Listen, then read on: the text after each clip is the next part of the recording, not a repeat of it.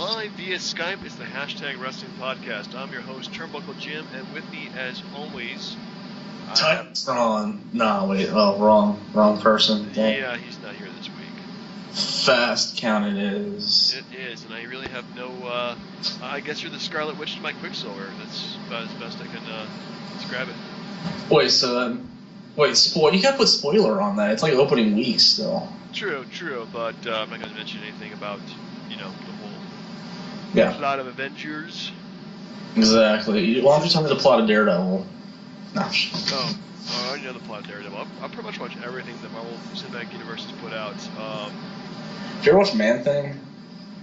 Okay, that's not really part of the Marvel Cinematic Universe, so... Was there a Man-Thing movie? I thought there was a Swamp Thing movie. There was they made a Man-Thing movie like 2005 or 6 or so. No, you are completely I'm dead serious. I watched it. I had a boss when I was in Louisiana who had the movie. He had every Marvel movie at the time, and he let me watch it. It exists. Well, no shit, it does actually exist. Is this actually related to Marvel, or they just use the name Man-Thing? It's not... It's Marvel, but it's not your typical Marvel movie. Holy shit, that's a Marvel. Yeah, you are correct. There is a Man-Thing movie. Holy shit. Well, I guess they won't have the rights for that for a few years before they get them back. Anyway, you should watch it, and we should review it like Tim's going to review Knuckleheads next week. No, only if we lose the bet. Anyway, we watched the entire movie on IMDb. Anyway, so folks, since Tim is not here, we're going to go ahead and kind of do improv show mostly. It's going to be our review of Raw this week, which I thought had some spectacular parts to it.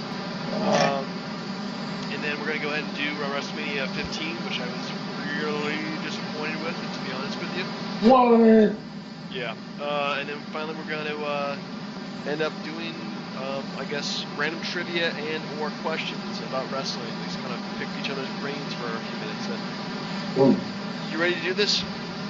Yeah, let's get it on, man. All right, cool. So, what did you think about Raw? Let's just go right to it. When did Lana start becoming like fan friendly? When she disappeared for a while.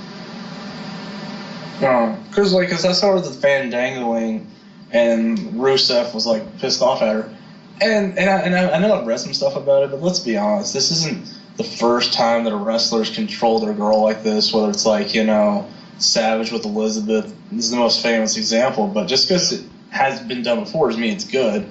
I like what they're doing for Rusev. It's gonna push Lana away, but then I don't know what they're gonna do with either one of them after he loses again to Cena at Payback. Yeah, they definitely work better together than they would work separately. But if they put her in the right angle, make her American or whatever, make her all sexy, then people are gonna buy that up. But Rusev, I think he can make it on his own. Maybe they'll give him a new manager, like the crappy lawyer he had that one week. But yeah, I can't really think of anything that would really do in terms of storyline-wise, besides maybe doing like a whole saving Lana from Rusev match. Have we read anything about her being wrestling ready, or is she just a manager? I think she's just a manager, and a damn good-looking one at that, but not actually being something that I've seen where she's being trained as a wrestler.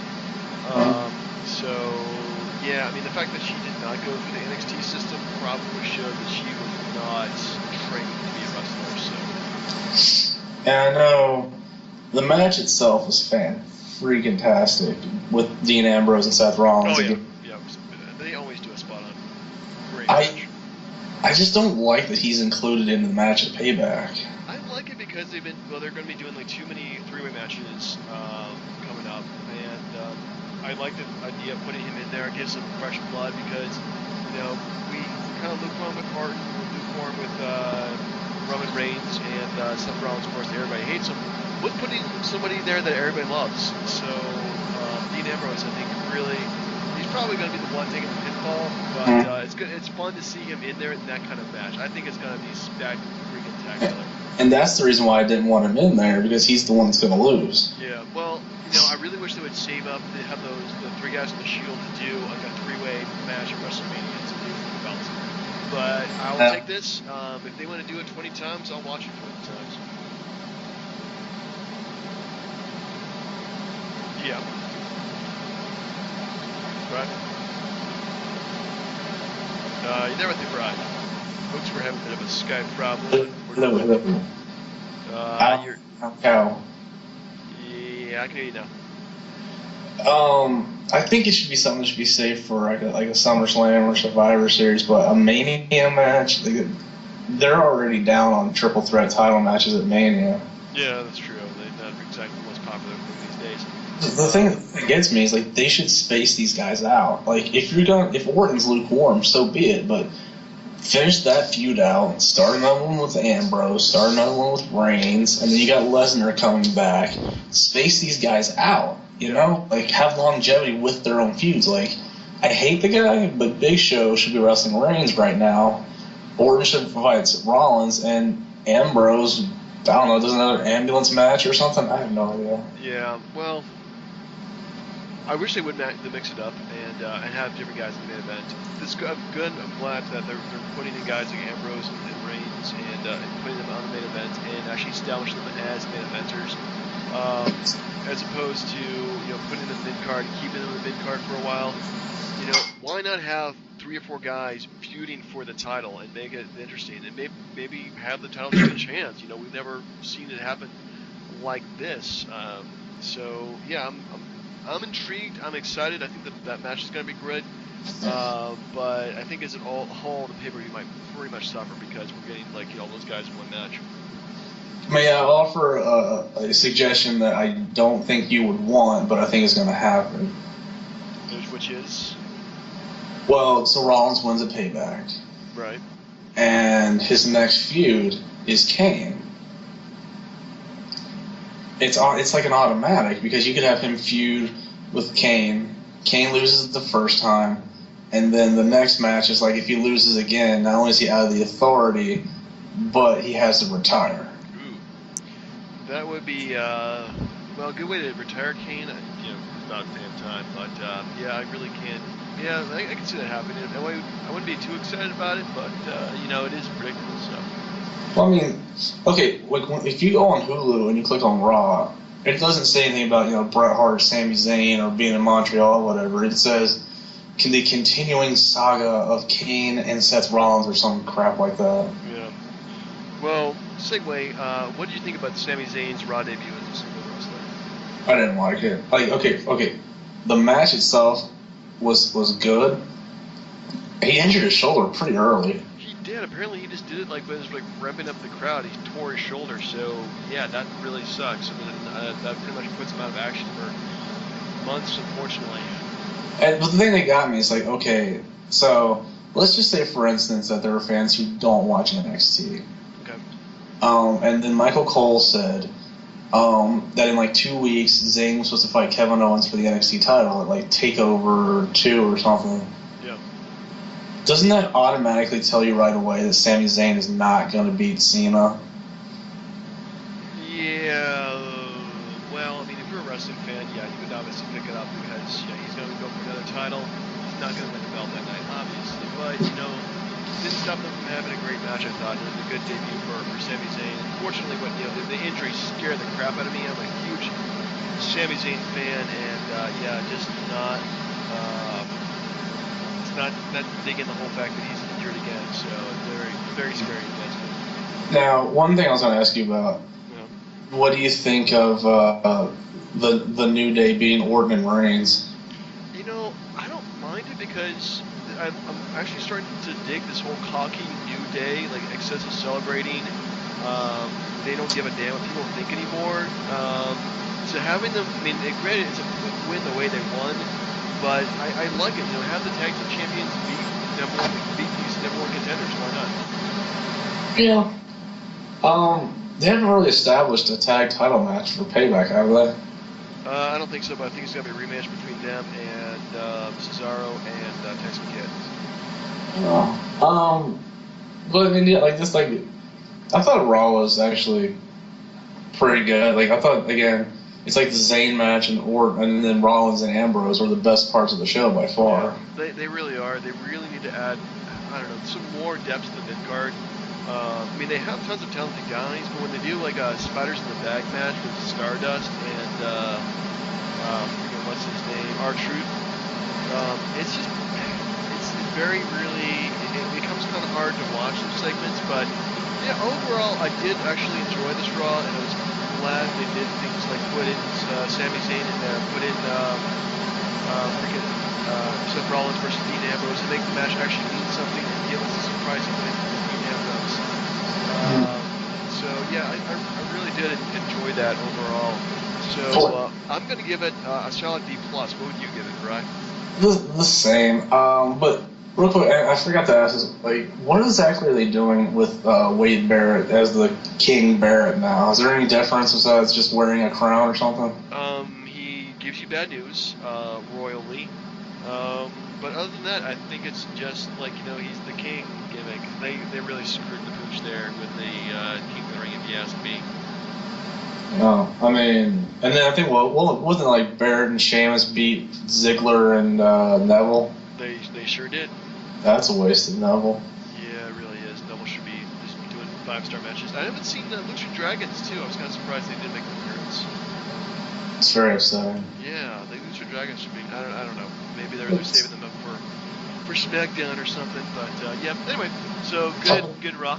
Good Raw. Yeah, I was going to say, speaking of upsetting, you are not happy with WrestleMania 15. Excuse me, I almost killed myself today. Choking on my own allergies. Yeah, actually, I was not a fan of WrestleMania 15 here. So yeah, we're gonna go ahead and go through this WrestleMania. First of all, we have Hardcore Holly defeated Billy Gunn and Al Snow to win the Hardcore title. Yeah. One thing about this pay-per-view, I don't know. I mean, you kind of know, but most people out there know this was like the apex or the pinnacle or whatever you want to say, as far as like, I know at like WrestleMania 17 is when like the Attitude Era sort of died, but this is when it was at its hottest moment, like right here. Oh yeah, I totally agree with you there. It was stupid hot. Everybody was following it. Everybody got into it. Really, like, more than I thought they would ever. And yeah, my goodness. Yeah, I remember watching, I think about the last half of this. I think it came in right as Kane versus Triple H. So yeah, I saw about half of it live, and yeah, it was really, I don't know, at the time it was exciting because you like these guys, you follow them, they build new characters, but going back and watching it again, it does become kind of crappy. Well, one thing I had offered up to Tim and say to you, something we should do for people who are actually listening is like pick a pay-per-view, but find the Raws that build up to it. Yeah. And just watch the Raws and then do the pay-per-view after, because I feel like if we watched the Raws, we'd have a lot better appreciation for the pay-per-view itself than just watching it cold and just be like, oh, that looks like shit. Yeah, that would be a really slow burn way of doing that. Maybe we should just pick one pay-per-view for it, maybe like SummerSlam perhaps. Yeah. And watch in each week watch the Raws. We even like are the Raws caught up to that at this point? No. They're caught up to they just getting into 1999, I think. So no. I mean, that's pretty much where we're caught up in. So. Yeah. Like, I was watching the ones like that built up to Survivor Series '98, and like after that. Yeah. Like when Undertaker and Austin had the Buried Alive match, like the build up to it was actually pretty good. Really? Oh yeah. But enough about that, good sir. You were talking about the Hardcore title match? I was talking about the Hardcore title match.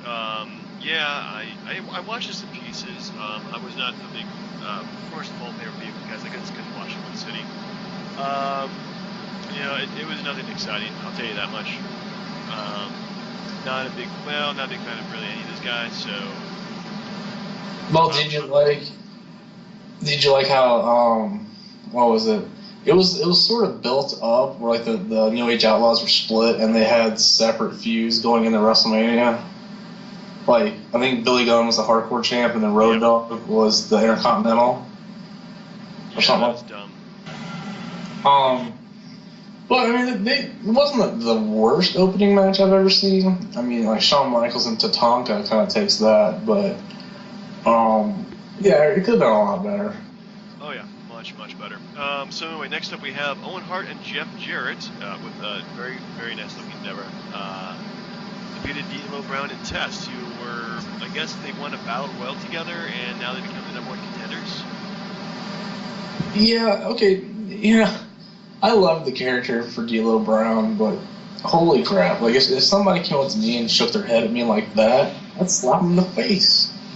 Yeah, I really don't understand the whole point, because the match is less than 4 minutes. It's a completely big waste of time.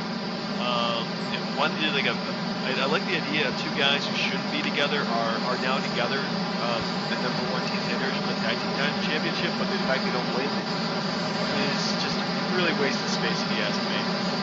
But that's not something that should be done at WrestleMania. That should be done for, Backlash or WhoGivesAFuck.com pay-per-view, whatever. Yeah. Next up, we have the, oh my goodness, this is probably one of the worst WrestleMania moments of all time.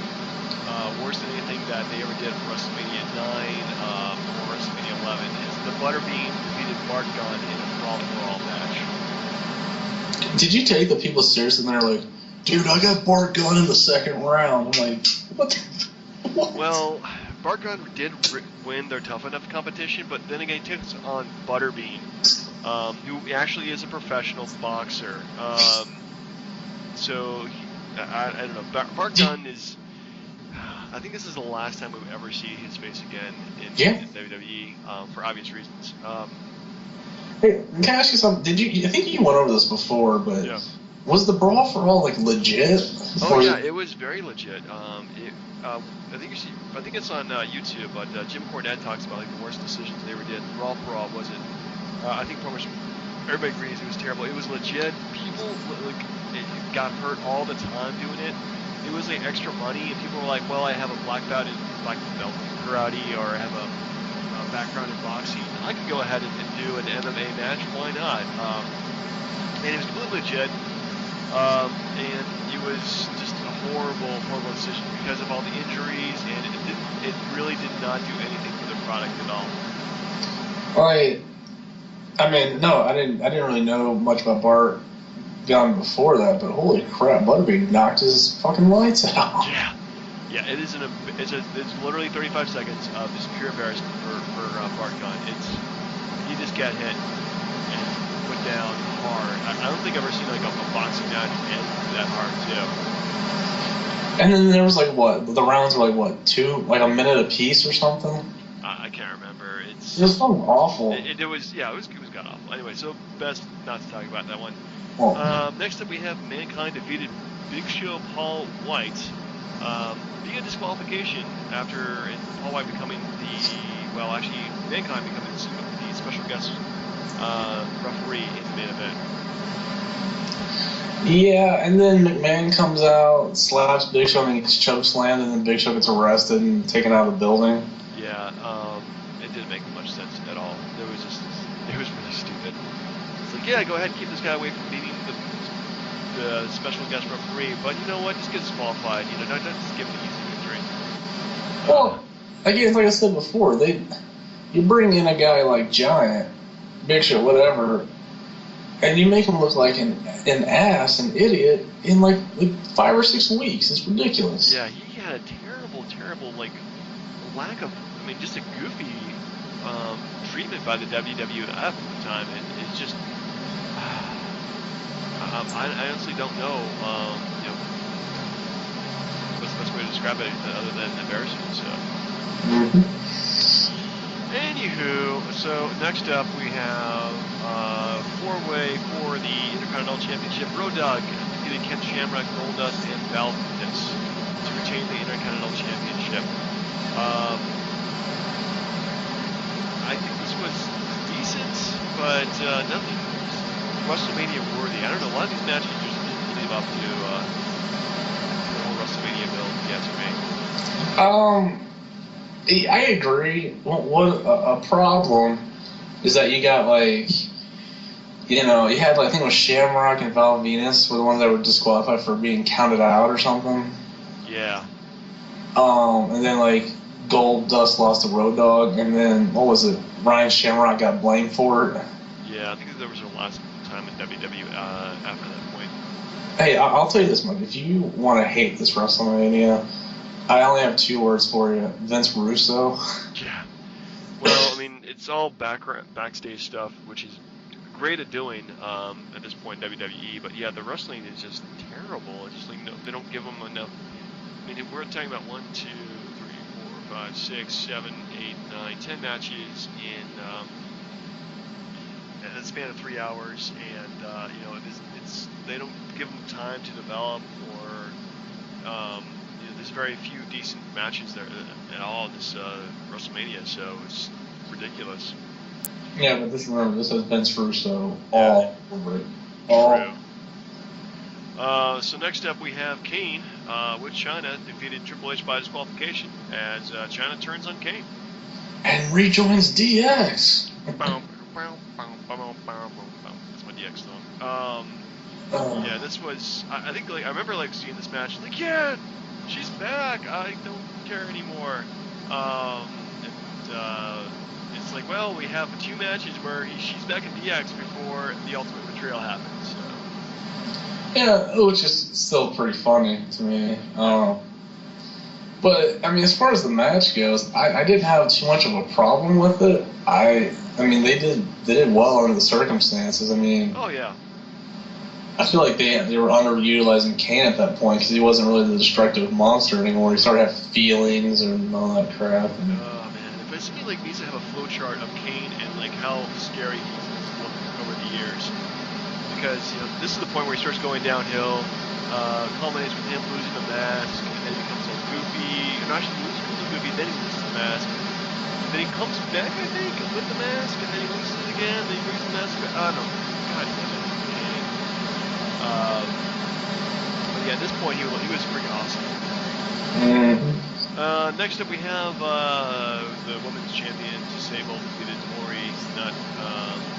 Not excited for that match at all. I was confused by Tori with the cat get up. That was. Yeah, that was a little.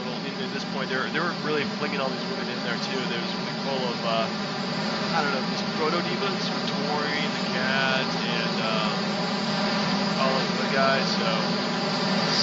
Yeah, and I also had a problem with Sable was just goofy, like the little grind or whatever she was doing. Yeah, like it's not for some reason like there's sexy Sable and there's unsexy Sable, and that's really unsexy Sable. Like she just didn't, I don't know. Maybe it was with her hair being done that way, like all type of ponytail, and I don't know. It's like she was wearing giant tights. Yeah, it's like it's the tale of 2 Sables, if you ask me. And you know, when she's in the ring, she's just not looking that great. So go figure. Next up we have actually one of the best matches of the night. Shane McMahon, European champion, defeated X-Pac. Mm-hmm. Oh yeah. Well, it was X-Punk, was it not? Well, so they call him X-Punk. Yeah. I forgot how Shane O'Mac got the European title in the first place. I'm sure there were shenanigans going on. I can't remember exactly what happened, but yeah, that's probably why we need to go back and watch the Raw between the pay-per-views. The thing is, like, with this, I thought they did pretty well. I mean, it's a Shane O'Mac match you did not use on your list, I believe. It was not, because I think this is one of his first matches on pay-per-view. Yeah, and and it was great, because, I mean, Triple H comes out, I think he's going to screw over the corporation, and... He betrayed X-Pac! I just thought it was so good. I mean... Yeah, that was kind of cool. I mean, it was really betrayal that nobody saw coming, and it was the end of the first incarnation of DX as we knew it. So yeah, I mean, I did enjoy that. I do enjoy these words where it just comes out of nowhere, nobody sees it coming. So yeah, bravo there, but otherwise,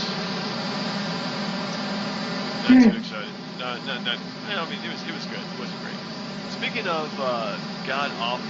Next up, we have probably one of the Undertaker's worst matches in WrestleMania history. Defeated the Big Boss Man in a Hell in a Cell match. Afterwards, hanging the Big Boss Man until he, quote-unquote, passes out. I didn't have a big problem with the match, actually. I thought the whole, handcuffing Undertaker to the cell and, hitting him with the nightstick for a couple times wasn't too bad. You knew Boston wasn't going to win, but still, I thought he gave a decent fight. The hanging was very unnecessary. Oh, incredibly so. The weird thing about the ministry at this point is, like, are they heels? Are they faces? Because they're going against the corporation. So, but, they're also freaking satanic evil guys. I don't know. It was kind of creepy, the whole gimmick, if you ask me. Yeah.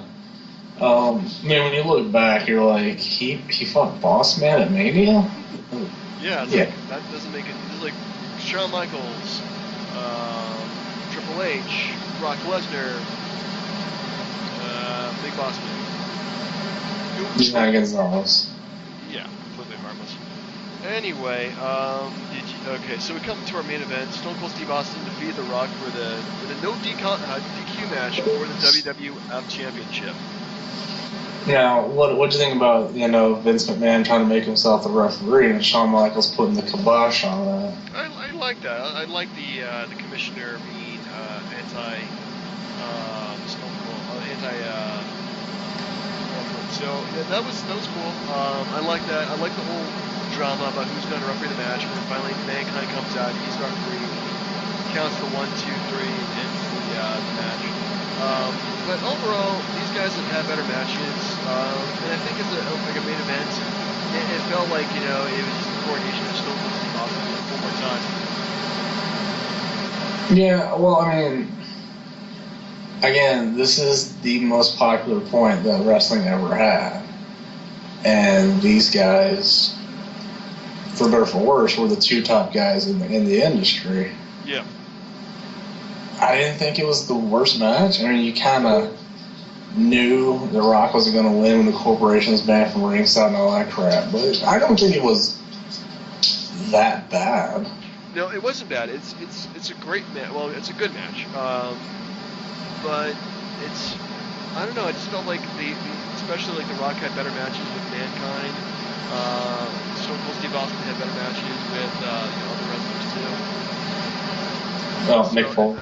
Yeah, well, it just feels like at this point that I don't know, it wasn't as creative, I guess, as the other work they've done before. So I wasn't bored watching the match, but it wasn't great. Do you remember, I don't know if it was Mick Foley or Austin who said it in one of their books, but it was like, where they said that Austin wanted Mick Foley to be in the main event and be a triple threat match, but they didn't do it because McMahon didn't think that Mankind was at that level or something. Yeah. Crazy. Yep, definitely. So anyway, I give this pay-per-view, let's see, that's best I can give it. What do you think? I'm going to give it a B minus. Ooh, really? You're being optimistic about this one. I didn't really, you have to take everything with a grain of salt. Nothing was truly horrible except for Brawl for It All. Like, we're spoiled with some of the great matches we've seen, but there wasn't something that I was like, I can't watch this. This is bullshit. Really? Even the women's match? I kind of, went to grab something to eat during that match, so I can't speak to it. So yeah, I don't know. Yeah. Well, okay. Well, you're entitled to your opinion of how to mine, but I think we averaged it out to a C+. So probably one of the lowest rated WrestleManias we've seen. I'll give you that. Anyway, so we wrap this up. Do you have any trivia to ask me? Honestly, not really. I can't think of a whole lot of stuff. Wow. I know. I thought I was going to come prepared, but I just... Because you're like Mr. Trivia, Mr. Trying to stump Turnbuckle here, and yeah, I'm kind of disappointed you didn't bring anything tonight. That's... Do you have? Do I have any trivia? I do not. Sad to say, I do not have any trivia that I thought up this past week. Unless, of course, you can name everybody who's in the pre-WrestleMania Battle Royal. Wait, they had one that year? Well, yeah, they did. Remember for the number one contenders? Oh God, no clue. I didn't watch Sunday Night Heat. Yeah, I can't remember. I think I watched it before pay-per-views because there was some interesting stuff. But yeah. Help me out with this. Do you know what was the main event on the very first SmackDown? Oh my God! I think I saw that. The main event that was 1999 September, right? Something like that. It was The Rock versus Undertaker. You're half right. Man, okay, so it was The Rock versus somebody, right? Yeah. Let's see, champion was Triple H. Rock versus Triple H. There you go. All right, that's 2 out of 3 falls for me there. It was I think it was the match where Shawn Michaels was the referee, and then when Rock went to do the people's elbow, he gets Sweet Chin music in the face. Wow. Michaels was a dick. Michaels is a dick, but he's such an entertaining dick too. Yeah, that's what his wife said. Yep. Yeah, I got nothing. Yeah, that's pretty horrible. Anyway, I don't know. I feel like this is a good spot where we can talk about suggestions to build up the show, and if anyone has anything to let us know what they like. Yeah. Let's see here. Suggestions to build up the show. I don't know. Better recording equipment for you, so you don't have much background noise. Is it that bad? It's kind of bad on my end. Yeah, I'm hearing some. You almost sound like you're in a wind tunnel there, Brian. I don't know if it's Skype or is it because of the way you record it, or. Well, hold on, sir. How's now? Yeah, it's a little better, but it's still, it's still Skype-ish. So. I thought. Well, I was thinking in a creative way. We would do, like a news segment. Now, what I was thinking of calling it, you could call it like NWN, like New Wrestling News. New Wrestling News. Yeah, but pretty much everything we have to say in terms of news has been posted online already, so I don't know if people are going to get the news that way. Yeah, but they're not going to hear us talk about it. Well, that's true. They don't hear us commenting on the news. In wrestling, I don't, that might be interesting, but we have to have like certain like pieces of news we want to chat about, like Sami Zayn out of action for a few months. That's upsetting. That is really upsetting. Oh my goodness. But hey, what'd you think about Billy Corgan going to TNA though? Not too excited. You don't think the guy from Smashing Pumpkins is going to write something good? He hasn't been relevant in 15 years.